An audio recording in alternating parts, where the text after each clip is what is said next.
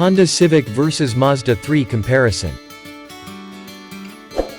When we last pit the Mazda 3 against the outgoing Honda Civic, it was a hatchback head-to-head. The Civic emerged victorious, but this time we're looking at the classic four-door shape for both. The current Mazda 3 reset the bar for how premium a mainstream compact sedan could feel.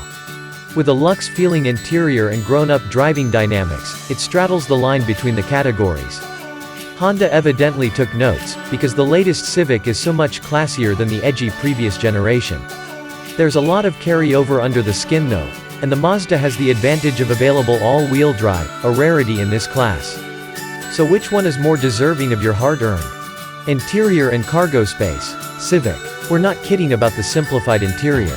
The old car took a real everything and the kitchen sink approach to design, but this one is all clean lines and minimal distraction. The thin strip of mesh looks good, and hides the air vents. The pinstripe center console avoids the fingerprint magnet that is piano black, though that still surrounds the mesh strip. A larger touchscreen sits proud of the dashboard, keeping it closer to the driver's line of sight. The important controls, climate and audio, are close at hand, and the knobs rotate with a satisfying clickiness. It's an airy space, too. Honda made a concerted effort to lower the beltline of this latest Civic. It doesn't raise as dramatically as before either, so second-row passengers won't feel quite so penned in. Plus, visibility is excellent. A low seating position helps the Civic score 37.6 inches, 956 millimeters, of headroom up front. Legroom stands at huge 42.3 inches, 1074 millimeters.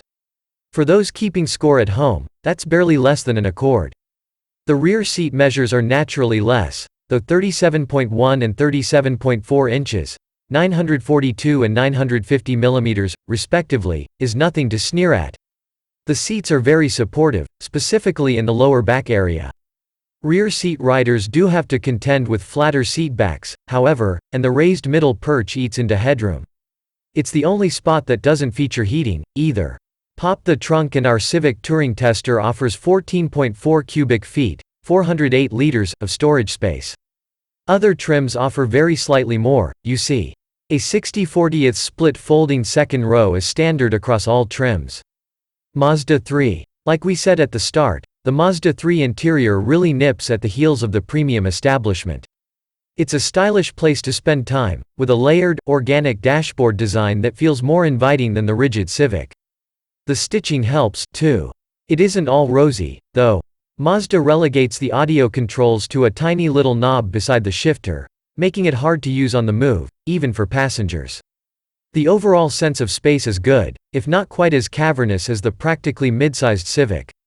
The 3's biggest disadvantage is a tighter rear seat, with a rising window line and thick C-pillar conspiring to make it less accommodating.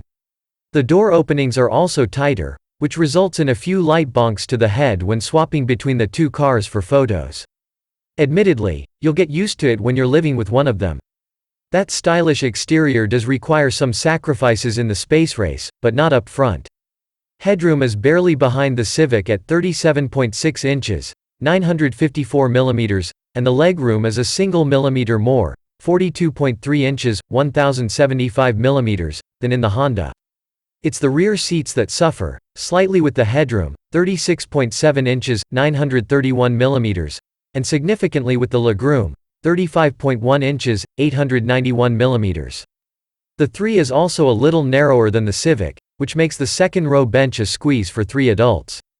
Even though Mazda has a deserved reputation for driving enjoyment, the front seats are flatter and slightly less supportive than expected. On the flip side, if the goal is to siphon off sales from the lucrative luxury segment, the Mazda seats feels built for distance. A slightly narrow trunk opening grants access to 13.2 cubic feet, 374 L, of storage space. Like the Civic, a 60/40th split folding second row is standard.